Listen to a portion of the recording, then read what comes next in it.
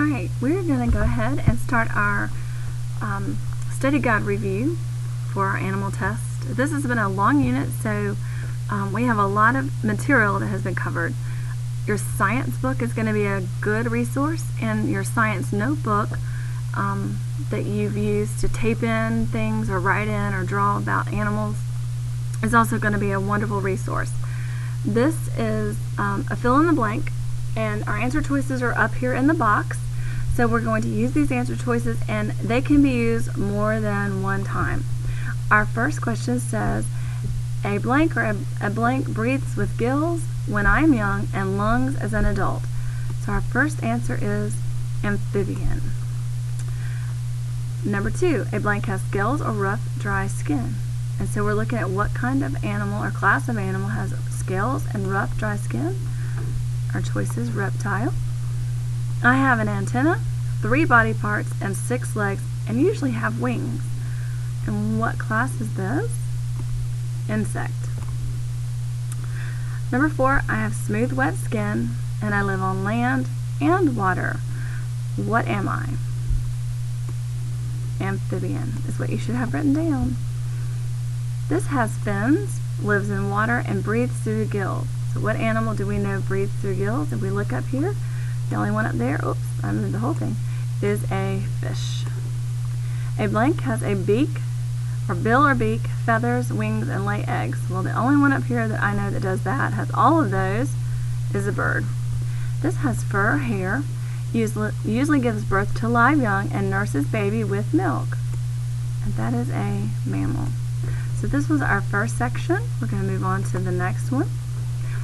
This is how adaptations that helps animals survive. We're going to match up examples of animals that use these specialized body parts.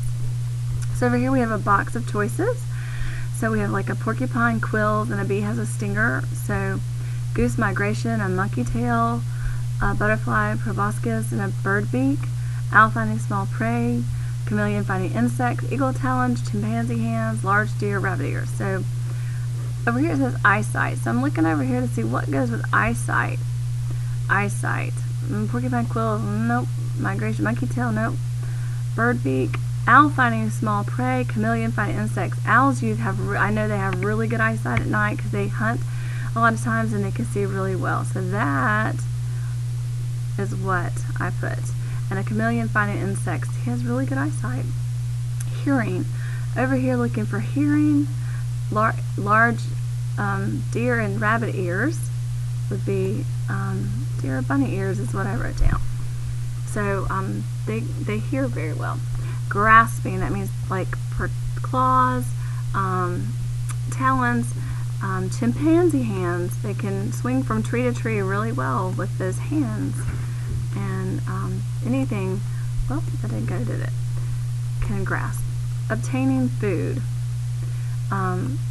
We looked at a bird's beak, and something we looked at today, and the butterfly uses its proboscis to suck up the nectar.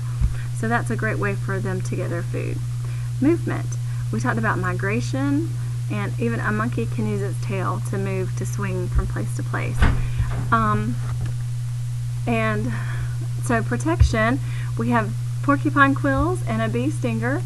So that would be a way that we would use protection for animals to survive.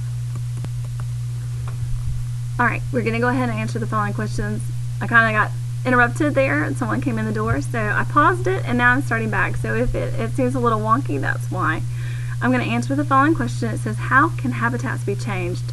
One example is other animals. For example, a beaver can create a pond with their dams, and so just thinking about how animals change their habitat, other animals.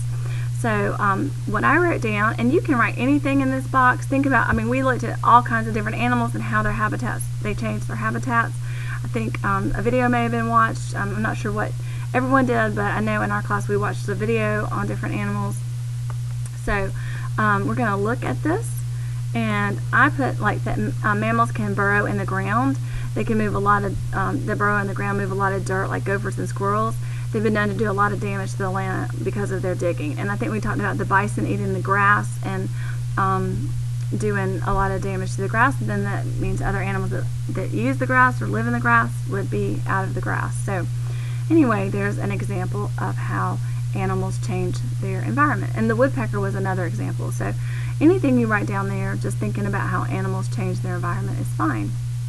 Okay, so here we have our little frog's life cycle. And I'm thinking about an egg, a tadpole, a froglet, and an adult. You're just putting it in the correct order. And please don't laugh at my little pictures, but here we go. I wasn't trying to be like super artist person. Here's a little egg. That's our first stage. And then we have our tadpole stage. And now we have our froglet stage. Oops, my boxes aren't disappearing. And see, the froglet's got little legs, and little gills are coming in. And then, or the little gills are there too. The tadpole really should have gills on it. The frog, not so much, I guess, the froglet. But now, when he's an adult frog, he is ready to be on land. So that's our little life cycle stage. Egg, tadpole, froglet, adult. Okay, so you need to know examples of the animal families, of each animal family. Like, example, a mammal is a bat, or you could put a cat or a dog or whatever. Anything is fine. A fish would be a shark or a clownfish or a goldfish or whatever. Reptile, I put snake. You could put lizard, whatever. Amphibian, I put a newt. Of course, you could put the frog like we just talked about. And for a bird, I put a pelican. Of course, you could put whatever other bird you wanted to, a little bluebird, whatever.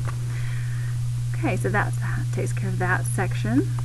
Our next section are describing the different habitats for animals. So you are not going to have to write all this information for the test. You just need to be familiar with each type of habitat so that you could recognize it. But it is good to know. So I just listed some things down for each section. So for Arctic, I listed like it's the coldest habitat. There's ice, there's snow, there are polar bears, there's penguins. Anything that just pops into your mind when you think of the Arctic polar regions.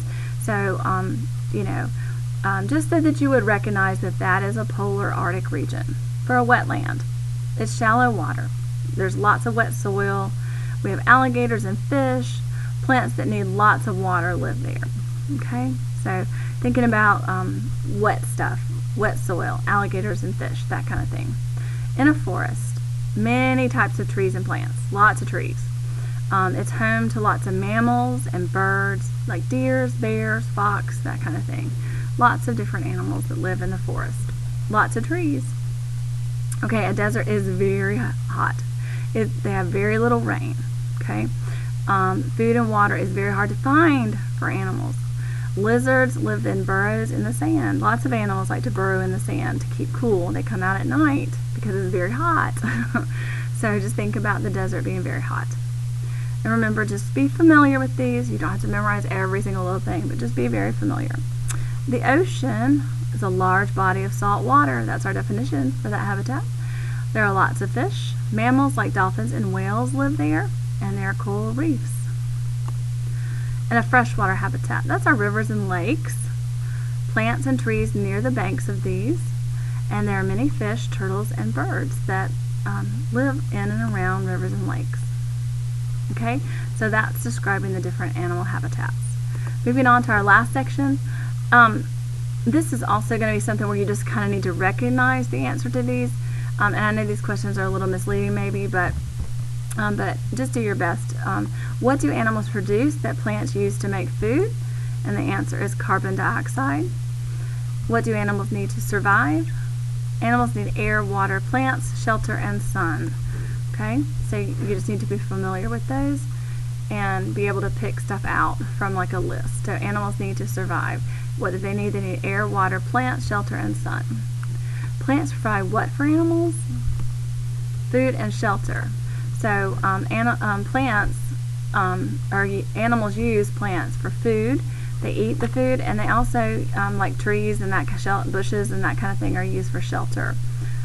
Even in the ocean, like coral reefs and that kind of thing are used for shelter, or different shrubs and different plants in the ocean are used for shelter. Plants produce what the animals need to breathe. What do plants produce? And plants produce oxygen. So those are your answers to this study guide. Please be filling it in, studying it, reviewing it a little each night for our test that's coming up. Good luck. Do your best.